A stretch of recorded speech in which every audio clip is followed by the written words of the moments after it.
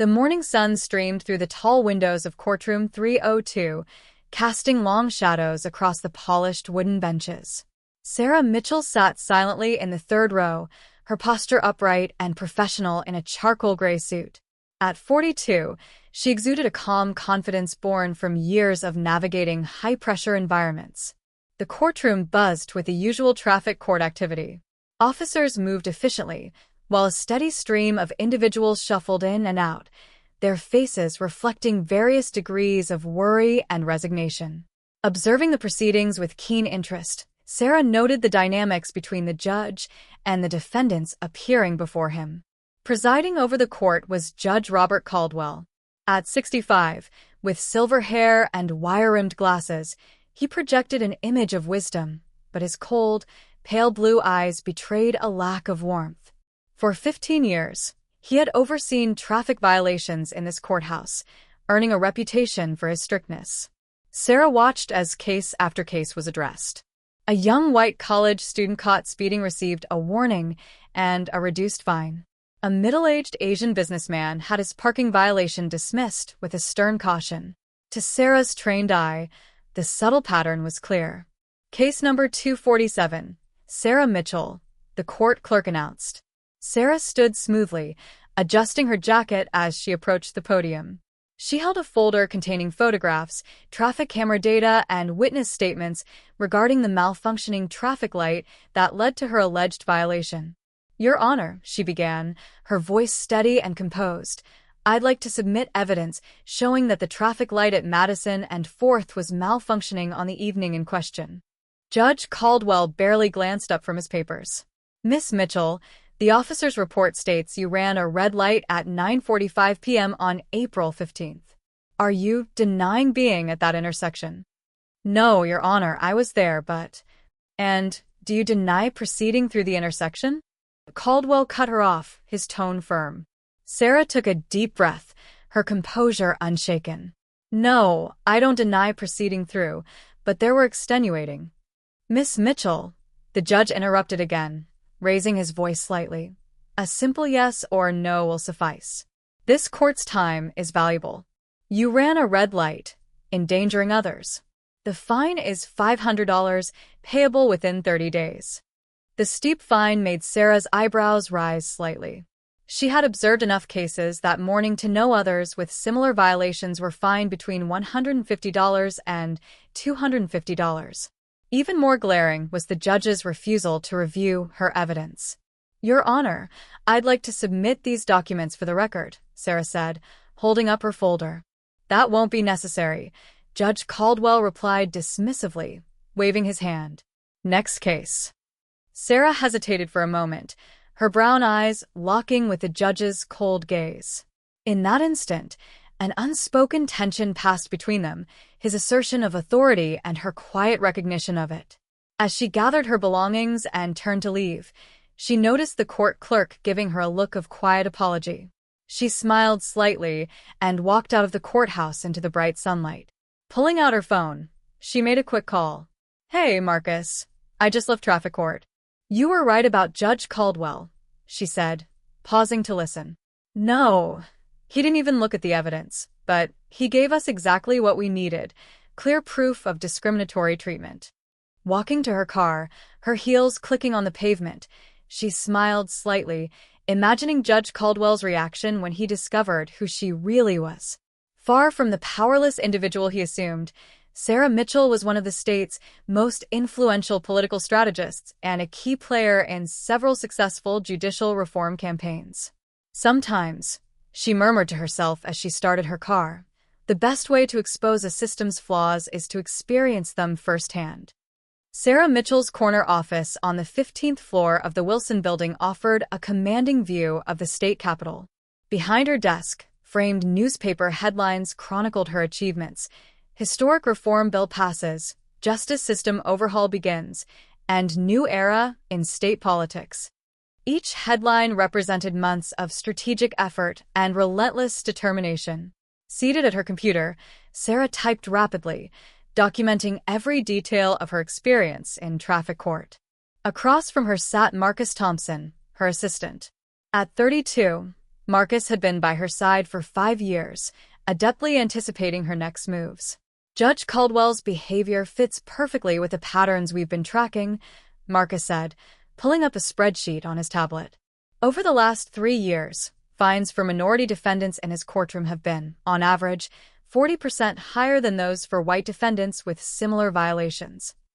Sarah nodded, her fingers still moving over the keyboard. And now we have first-hand evidence of his conduct. Did you request the courthouse surveillance footage? Already submitted, Marcus replied. But here's something interesting. I spoke with 3 court clerks who transferred out of his courtroom. 2 cited a hostile work environment in their transfer requests. Leaning back in her chair, Sarah's expression turned contemplative. She had spent 20 years navigating political power structures and knew the value of building an airtight case. Judge Caldwell wasn't just one biased judge. He was a glaring example of a deeply flawed system. Her phone buzzed with an incoming call, displaying the name Senator Harris. Sarah Mitchell speaking, she answered, putting the call on speaker. Sarah, I just heard about your run-in with Judge Caldwell, Senator Harris said, his voice filled with curiosity. Are you thinking what I think you're thinking? If you're thinking this is the perfect catalyst for our Judicial Accountability Initiative, then yes, Sarah replied, sharing a knowing glance with Marcus. We've been looking for a way to illustrate the need for reform. Now we have it. Be careful, Sarah, the senator warned. Caldwell has powerful friends. The last 3 attempts to investigate him went nowhere. Opening a drawer, Sarah pulled out a thick file labeled Judicial Reform Initiative. Inside was months of research, statistical analyses, and testimonies from people who had experienced similar treatment in Caldwell's courtroom. Her traffic court appearance had simply provided the missing piece. Those previous attempts didn't have what we have now, Sarah said confidently. We've got data, we've got patterns, and most importantly, we've got a strategy. After ending the call, Sarah turned to Marcus. Contact our legal team. I want a full review of every case Caldwell has presided over in the last 5 years. Focus on sentencing disparities, denied appeals, and patterns in how he treats different defendants. Marcus nodded, already drafting emails. What about the media? Not yet, Sarah replied, standing to look out her window at the Capitol building. Caldwell doesn't know who I am. Let's keep it that way until we're ready to present our findings to the Judicial Oversight Committee. Walking to a whiteboard, she outlined the next steps. Under today's date, she wrote, Phase 1, documentation, and drew a line leading to Phase 2, investigation, followed by Phase 3, public exposure. The beauty of this situation, Sarah explained to Marcus, is that Caldwell gave us exactly what we needed without realizing it. He saw what he wanted to see, just another face he could dismiss. But that mistake is going to cost him. Marcus smiled, understanding the irony. He had no idea he was tangling with one of the most influential political strategists in the state. That's often how change starts, Sarah said, adding more notes to the whiteboard. People in power get too comfortable. They stop hiding their biases, and that's when they make mistakes.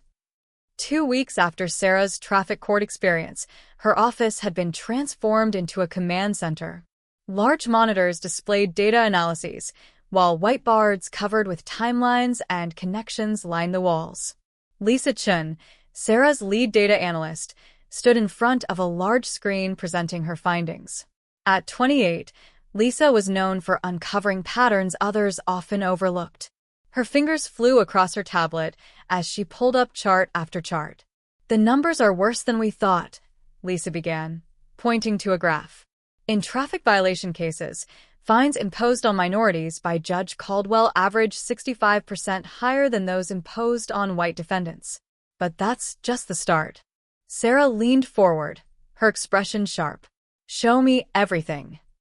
Lisa continued, over the last 5 years, in cases where defendants requested to present evidence, Caldwell denied minorities that opportunity 78% of the time, compared to only 23% for white defendants. Marcus, seated nearby, let out a low whistle. That's a clear and troubling pattern of discrimination. It gets worse, Lisa said, switching screens. Out of 1,500 appeals filed against Caldwell's rulings, 89% were from minority defendants. Only 2% of those appeals were successful.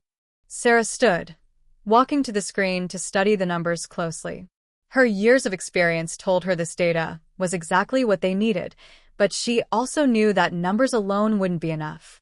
"What about personal testimonies?" she asked, turning to Marcus. He picked up a thick folder from his desk. "We've interviewed 32 former defendants from Caldwell's courtroom. 28 of them reported similar experiences: interrupted explanations, dismissed evidence, and disproportionate fines." The door opened, and James Washington, a respected civil rights attorney, entered the room. His gray hair and weathered face reflected decades of battles for justice. "You need to see this," James said, placing a manila envelope on the table. "These are complaints filed against Judge Caldwell over the last decade. Most were buried or dismissed, but they reveal a clear pattern." Sarah opened the envelope, scanning through the documents. Her eyes widened as she read. "These aren't just traffic court cases. He's been doing this across all types of cases." "Exactly," James confirmed. "We've found instances where he's set higher bail amounts for minorities, imposed longer sentences, and consistently favored prosecution arguments over defense evidence when the defendant wasn't white." The room fell silent as the full scope of their findings came into focus. This was no longer about a single judge or one courtroom. It was about years of systemic discrimination that had gone unchecked. Walking to the whiteboard, Sarah began writing. "Here's what we need to do. First, prepare a detailed report with all this data.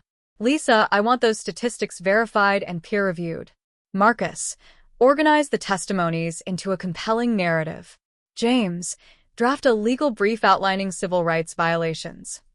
Turning to face her team, Sarah continued, "Judge Caldwell isn't just a biased judge, he's a symptom of a broken system. And we're going to use this case to push for systemic change." Marcus, seated nearby, let out a low whistle. "That's a clear and troubling pattern of discrimination." "It gets worse," Lisa said, switching screens. Out of 1,500 appeals filed against Caldwell's rulings, 89% were from minority defendants. Only 2% of those appeals were successful. Sarah stood, walking to the screen to study the numbers closely. Her years of experience told her this data was exactly what they needed, but she also knew that numbers alone wouldn't be enough. "What about personal testimonies?" she asked, turning to Marcus. He picked up a thick folder from his desk. "We've interviewed 32 former defendants from Caldwell's courtroom. 28 of them reported similar experiences: interrupted explanations, dismissed evidence, and disproportionate fines." The door opened, and James Washington, a respected civil rights attorney, entered the room. His gray hair and weathered face reflected decades of battles for justice. "You need to see this," James said, placing a manila envelope on the table.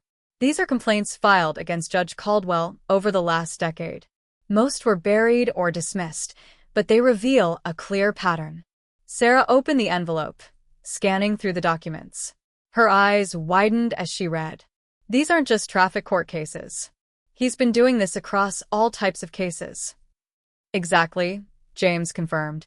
"We've found instances where he's set higher bail amounts for minorities, imposed longer sentences, and consistently favored prosecution arguments over defense evidence when the defendant wasn't white." The room fell silent as the full scope of their findings came into focus. This was no longer about a single judge or one courtroom. It was about years of systemic discrimination that had gone unchecked. Walking to the whiteboard, Sarah began writing. "Here's what we need to do. First, prepare a detailed report with all this data. Lisa, I want those statistics verified and peer-reviewed. Marcus, organize the testimonies into a compelling narrative. James, draft a legal brief outlining civil rights violations." Turning to face her team, Sarah continued, "Judge Caldwell isn't just a biased judge, he's a symptom of a broken system. And we're going to use this case to push for systemic change." "The Judicial Oversight Committee would meet in 3 weeks," Marcus reminded Sarah. She nodded, adding more notes to the whiteboard. "Perfect timing," she said. "But before that, we need to gather more recent evidence." Lisa set up a monitoring system for Caldwell's courtroom. I want detailed records of every case he handles from now until the hearing. As her team dispersed to their tasks, Sarah stood by her office window, gazing at the city below. Somewhere out there, Judge Caldwell was likely sitting in his courtroom, unaware that his every move was now being documented. Sometimes, she murmured to herself, echoing her earlier words, the best way to change a system is to expose its flaws from within. 2 days later, Sarah sat at the head of a long conference table in her office, surrounded by civil rights attorneys, community leaders, and activists. Sunlight streamed through the windows as she presented their findings on Caldwell's discriminatory practices. What we've uncovered isn't about just one judge or one courtroom, Sarah began, her voice steady and determined. It's about a pattern that's gone unchallenged for far too long. Dr. Angela Roberts, a seasoned community organizer, nodded gravely. We've heard complaints about Judge Caldwell for years, but no one's ever built a case strong enough to take him down until now. Marcus passed thick folders to everyone in the room. These contain 5 years of data showing undeniable evidence of systemic bias in Caldwell's rulings. The room buzzed with murmurs as the attendees flipped through the charts, graphs, and testimonies. Each page painted a damning picture of judicial discrimination. Reverend James Turner, a veteran of the civil rights movement, spoke up. This is powerful evidence, Ms. Mitchell, but Caldwell has powerful allies. The last time someone challenged him, they were targeted with audits and investigations. Sarah smiled slightly, expecting this concern. That's exactly why we're building a coalition. They can intimidate one person, but they can't silence all of us working together.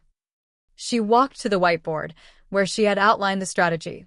Phase 1, gather evidence. Phase 2, build the coalition. Phase 3, take strategic action. Maria Gonzalez, a leading civil rights attorney, leaned forward. What's the next step? A coordinated approach, Sarah explained, writing on the board. We'll file a comprehensive report with the Oversight Committee. At the same time, community organizations will document current cases in Caldwell's courtroom. Each group will focus on a specific aspect: bail amounts, sentencing patterns, denied appeals. Marcus stepped forward, pointing to specific tasks. We've also identified allies within the system: court clerks, public defenders, even a few prosecutors, who are uncomfortable with what they've witnessed but afraid to speak up alone. What about retaliation? Dr. Roberts asked, voicing the concern on everyone's mind. That's why we need all of you, Sarah said firmly. Each organization here has its own power base and supporters. Together, we create a shield that makes it harder for them to target any one of us.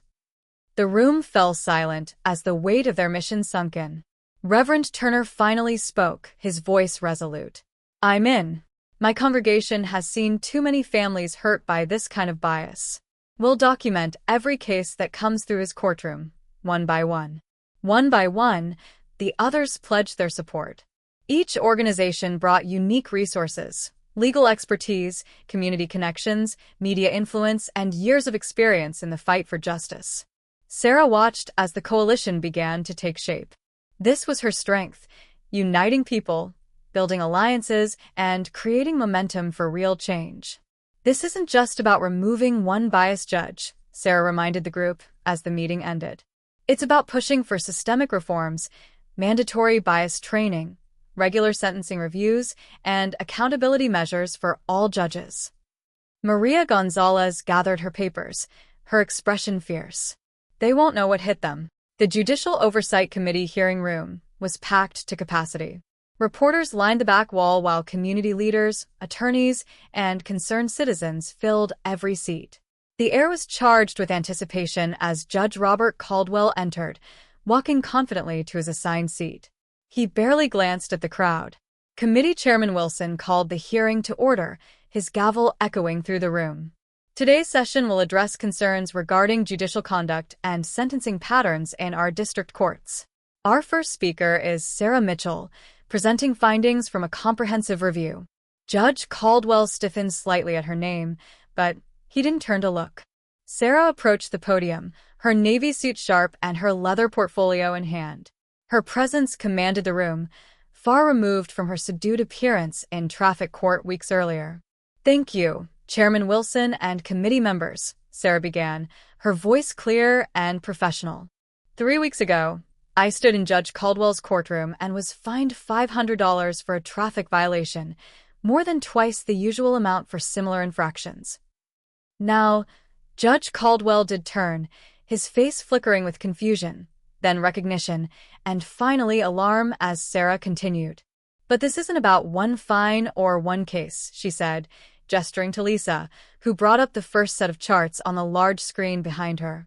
"This is about a pattern of systemic discrimination that has persisted in Judge Caldwell's courtroom for years." The screen displayed graphs and statistics, each one highlighting stark racial disparities in fines, sentencing, and treatment. The committee members leaned forward, studying the data with increasing concern. "Over the past 5 years," Sarah explained, "minorities in Judge Caldwell's courtroom have been fined 65% more than white defendants for identical violations. They've been denied the opportunity to present evidence nearly 4 times as often as white defendants." Judge Caldwell shifted uncomfortably in his seat. One by one, Sarah introduced her team. James Washington presented a legal analysis of the bias patterns. Dr. Roberts shared community impact statements. Maria Gonzalez detailed individual case studies. "This isn't just about numbers," Sarah said, her voice steady but passionate. "It's about people. People like Mrs. Thompson, a grandmother who lost her house trying to pay an inflated fine. Or Mr. Rodriguez, who lost his job because Judge Caldwell refused to consider evidence that could have cleared him." The room was so quiet that the tension was palpable. Judge Caldwell's face had gone pale as he realized the full scope of what was happening. Chairman Wilson cleared his throat. "Judge Caldwell, do you wish to respond to these allegations?" The judge stood slowly, his earlier confidence gone. For the first time in his career, he appeared at a loss for words. The media storm hit like a tidal wave. By the evening, every major state news outlet was running the story. Headlines blared: "Judge accused of systematic racial bias, political strategist exposes judicial discrimination, and 15 years of prejudice uncovered." Sarah watched the coverage from her office, surrounded by her team. On the wall-mounted television, analysts dissected the evidence while community members shared their stories. "Look at this," Marcus said, scrolling through his tablet. "Social media is blowing up. People are coming forward with their own experiences in Caldwell's courtroom. The hashtag Caldwell must go is trending." Lisa Chen rushed into the room, holding fresh data printouts. "We've received over 200 new testimonies since this morning. People who were afraid to speak up before are finding their voice now." "Verify each one," Sarah instructed, her tone sharp but calm. "Everything must be accurate and irrefutable." The phones in Sarah's office hadn't stopped ringing. Reporters requested interviews, allies in politics offered their support, and victims of judicial bias reached out to share their stories. "Sarah," Marcus called out, holding up his phone. "Senator Harris is on line 1. He says it's urgent." Taking the call, Sarah listened carefully. "Yes, Senator. No, we have backup copies of all the evidence. Yes, everything is secure." She paused, a small smile crossing her face. "They're already trying to discredit me?" As expected. Right on cue, a breaking news alert flashed across the television screen. Judge Caldwell's supporters were holding a press conference outside the courthouse. The camera zoomed in on a group of attorneys and local officials. "Judge Caldwell has served this community with distinction for 15 years, one attorney declared. "This is nothing more than a politically motivated attack by someone with an agenda. Ms. Mitchell is using this to advance her career at the expense of a respected judge's reputation." Sarah smirked, her expression one of quiet amusement. "Right on schedule," she said, turning to Marcus. "They're playing the exact hand we expected." Her phone buzzed with a text from Maria Gonzalez. "They're trying to seal the court records we cited." "It's too late for that," Sarah said, her voice confident. "We already have certified copies of everything." As the day wore on, the story continued to grow. National news outlets picked it up, sparking conversations about judicial bias across the country. Social justice organizations began calling for broader investigations into other judges. What had started as one traffic ticket was now fueling a nationwide movement for judicial accountability. Around 6 p.m., Reverend Turner arrived at Sarah's office, holding up his phone. "You need to see this." The video showed protesters gathering outside Judge Caldwell's house, holding signs demanding his resignation. Sarah frowned. "Contact the coalition leaders. We need to keep this peaceful and professional. Our strength lies in the evidence and our organized approach, not in angry protests." As night fell, Sarah's team gathered for a strategy session. The walls were covered with newspaper clippings and online coverage. On a whiteboard, they tracked the day's developments and planned their responses. "They'll try 3 things," Sarah explained, writing on the board. "First, they'll attack my credibility. Second, they'll try to bury the evidence. Third, they'll claim this is all a misunderstanding or that it's been taken out of context." "And our response?" Lisa asked. "We stick to the facts," Sarah said, her voice firm. "Every time they attack me, we release more data. Every time they try to dismiss one case, we show 10 more. We keep the spotlight on the pattern of discrimination, not on personalities." Marcus looked up from his phone. "Channel 5 wants you on their morning show tomorrow. CNN is asking for an evening interview." Sarah shook her head. "No personal interviews yet. This isn't about me. It's about the system. Send Dr. Roberts to the morning show to discuss community impact. Maria can handle CNN and focus on the legal implications." As her team dispersed to carry out their assignments, Sarah stood by her window, watching the city lights. Somewhere out there, Judge Caldwell and his supporters were likely planning their defense. But it didn't matter. The truth was out, spreading faster than they could control. Her phone buzzed again with a new message: "Judicial Review Board calling emergency session tomorrow." The wheels of justice were finally turning, and this time, they were moving toward accountability. The State Judicial Review Board's chambers were smaller than the Oversight Committee's meeting room, but the tension was twice as thick. Judge Caldwell sat at one end of the long mahogany table, flanked by his attorneys. His usual confident demeanor had been replaced with a tight-lipped expression of discomfort. Across the table, Sarah sat with her legal team and data analysts. 5 stern-faced board members occupied the center seats, flipping through the evidence with unreadable expressions. In light of the serious nature of these allegations, Board Chairman Stevens began, "This emergency session will address both specific instances of bias and the broader pattern of discriminatory conduct." Caldwell's lead attorney, Richard Harrison, stood. "My client has served this community honorably for 15 years.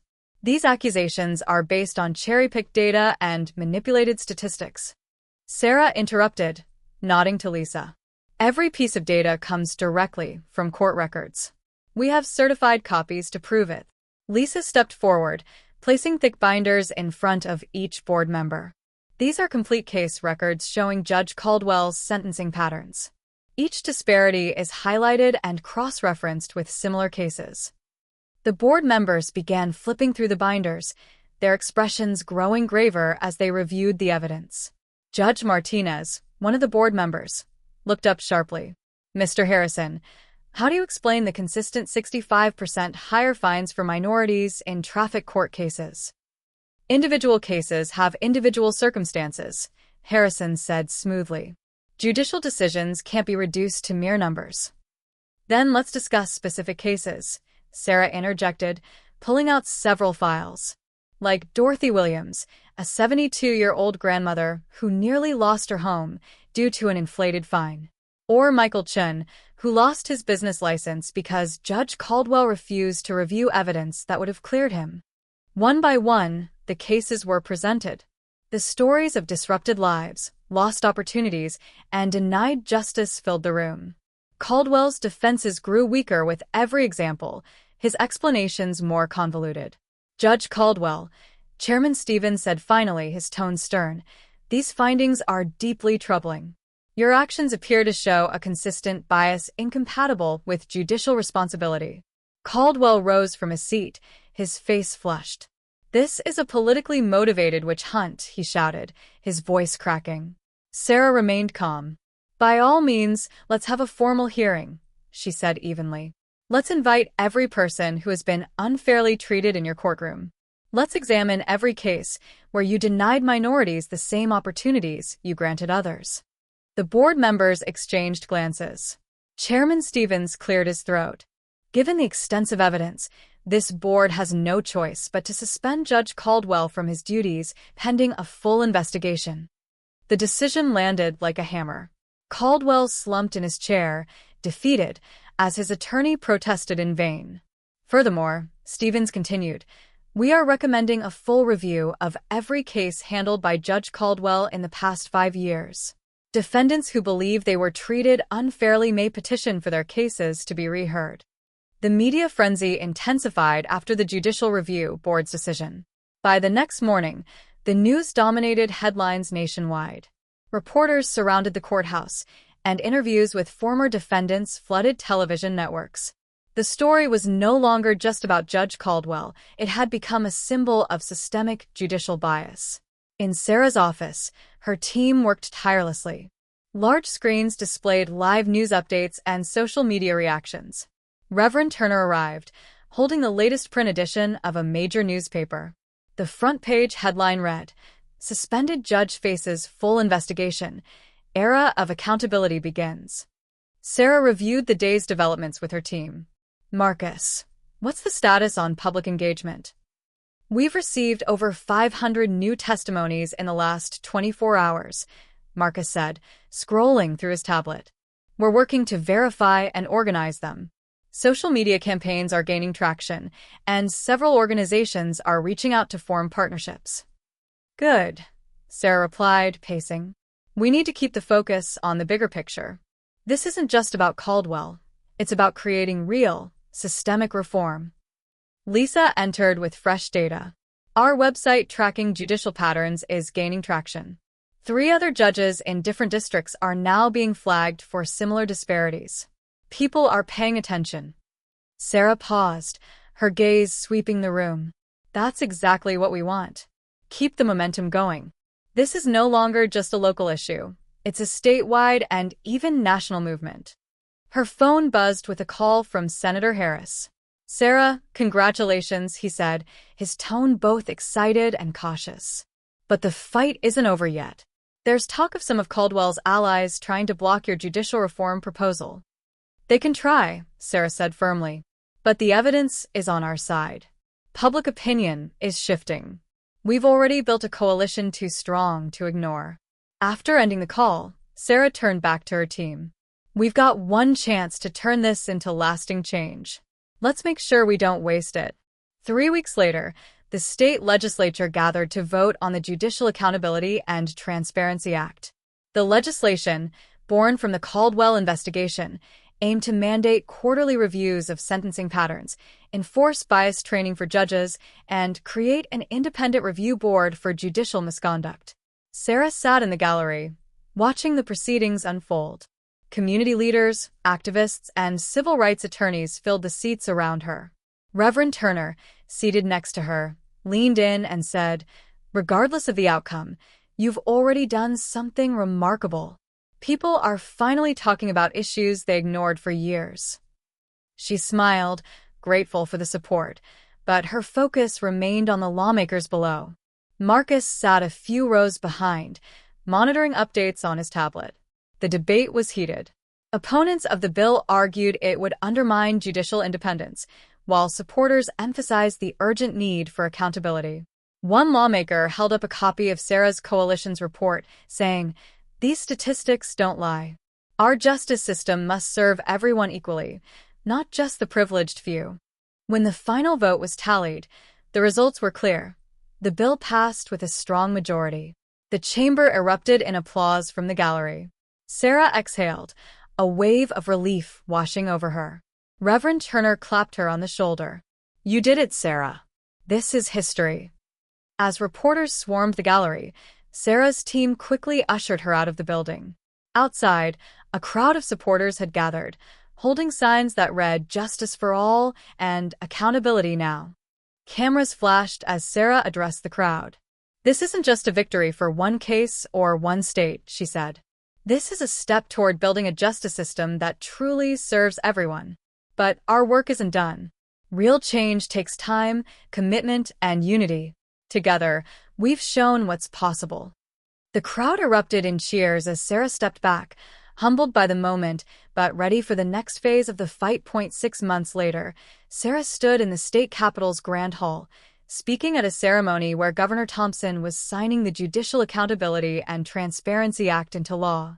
The room was filled with familiar faces: community leaders, attorneys, activists, and many of the people who had suffered under Caldwell's biased rulings. "Today is not an ending but a beginning," Sarah said as she addressed the crowd. 6 months ago, we exposed one judge's bias. Today, we are transforming an entire system. Behind her, the governor prepared to sign the legislation, using several pens that would later be distributed as keepsakes to those who had contributed to the movement. In the audience, Dorothy Williams, the elderly woman who nearly lost her home, and Michael Chun, whose business was restored, sat together. Both had fought for justice alongside Sarah and her team. "This new law will ensure quarterly reviews of every judge's sentencing patterns," Sarah continued, her voice steady and clear. "It mandates comprehensive bias training, establishes an independent review board, and creates transparent systems for reporting judicial misconduct." Dr. Roberts, standing in the back of the room, nodded approvingly. Meanwhile, Lisa Chin stood near a monitor displaying the coalition's new website, which tracked judicial decisions across the state. The site had already flagged patterns of bias in 3 other districts, sparking new investigations. "This law ensures that what happened in Judge Caldwell's courtroom will never happen again," Sarah said. "But more importantly, it sends a message. Justice must be blind, not to truth or evidence, but to prejudice and bias." As Governor Thompson signed the bill, Sarah received the first pen, a symbol of her leadership in the fight for reform. Later that evening, Sarah returned to her office. On the wall hung her traffic ticket, framed as a reminder of where it all began. Next to it were invitations to speak at judicial conferences across the country. Other states were now looking to replicate the reforms that had started with her case. As she stood by the window, gazing at the city lights, Marcus entered with fresh statistics. 300 cases reheard so far, he reported. Over 1,000 fines reduced or dismissed. And the new accountability system is already flagging potential bias in courts across 5 counties. Sarah nodded, satisfied. "And the judicial training program?" "Starting next month," Marcus replied. "They're even using Caldwell's case as an example of what not to do." Sarah smiled. The courthouse where it all began was still there, but its practices had been completely transformed. Sometimes, she thought to herself, the best way to expose a system's flaws is to live them and then work together to fix them. The sun set over the city, but for the state's justice system, a brighter future had just begun. 1 year after the passing of the Judicial Accountability and Transparency Act, Sarah Mitchell stood at the podium of a national conference on judicial reform. Leaders from across the country, including governors, civil rights attorneys, and activists, had gathered to discuss how to replicate her state's success. Behind her, a massive screen displayed the coalition's progress. Over 1,000 cases reheard, hundreds of fines dismissed or adjusted, and a significant drop in sentencing disparities across her state's courts. Other states had already begun adopting similar policies, creating a ripple effect of change nationwide. "This isn't about one case, one judge, or even one state," Sarah addressed the crowd.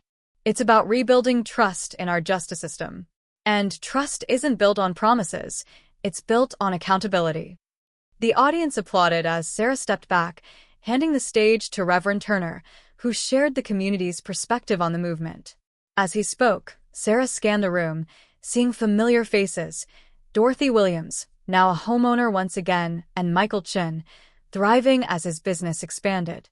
Lisa Chin sat beside Marcus, both of them smiling at the results of their tireless work. Later, during a break, Sarah received an email from a young law student who had attended the conference. The student wrote, "Your story inspired me to pursue a career in judicial reform. Thank you for showing us that one person can truly spark change.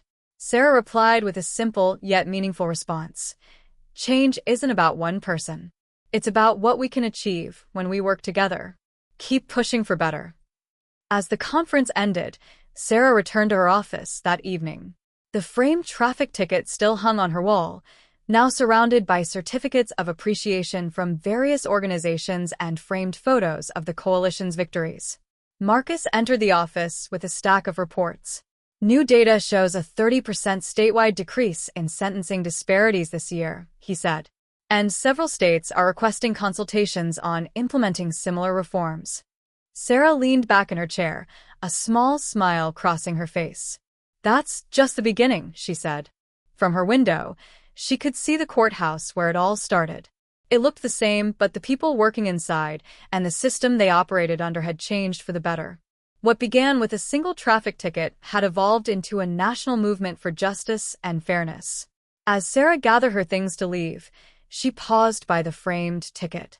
Sometimes, she murmured, echoing the words that had guided her from the start, the best way to change a system is to expose its flaws and then build something better. The city below glowed with the promise of progress. For Sarah, the work was far from over, but for the first time, she felt the quiet satisfaction of knowing she had made a lasting difference. The sun had set, but the future of justice had never seemed brighter.